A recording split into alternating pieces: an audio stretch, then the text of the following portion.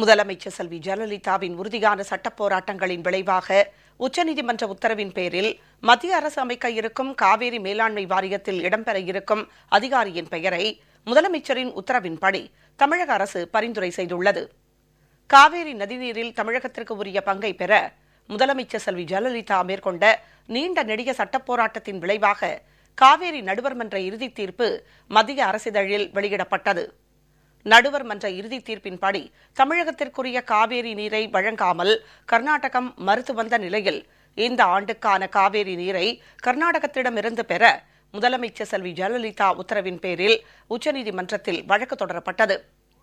இந்த விவகாரத்தில் வரும் 4ஆம் தேதிக்குள் காவேரி மேலாண்மை வாரியத்தை அமைக்க வேண்டும் என மத்திய அரசுக்கு உச்சநீதிமன்றம் உத்தரவிட்டதுடன் அக்டோபர் மாதம் 1ஆம் தேதி முதல் 6ஆம் தேதி வரை வினாடிக்கு 6000 கன அடி வீதம் தமிழகத்துக்கு காவேரி தண்ணீரை திறந்துவிடவும் கர்நாடக அரசுக்கு உத்தரவு பிறப்பித்தது.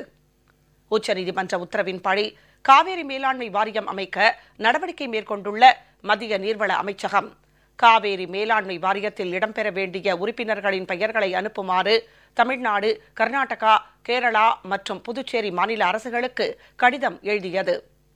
இதனை அடுத்து முதலமைச்சர் செல்வி ஜெயலலிதா உத்தரவின் பேரில் காவேரி தொழில்நுட்ப குழுவின் தலைவர் திரு ஆர். சுப்பிரமணியம் காவேரி மேலாண்மை வாரியத்தில் உறுப்பினராக இருப்பார் என தமிழக அரசு மத்திய அரசிடம் தெரிவித்துள்ளது. இதேபோன்று புதுச்சேரி அரசின் சார்பில் திரு சாமிநாதனும், கேரள அரசின் சார்பில் தலைமை பொறியாளர் திரு மகானுதேவனும் காவேரி மேலாண்மை வாரியத்தில் உறுப்பினராக இருப்பார்கள் என மத்திய அரசிடம் தெரிவிக்கப்பட்டுள்ளது.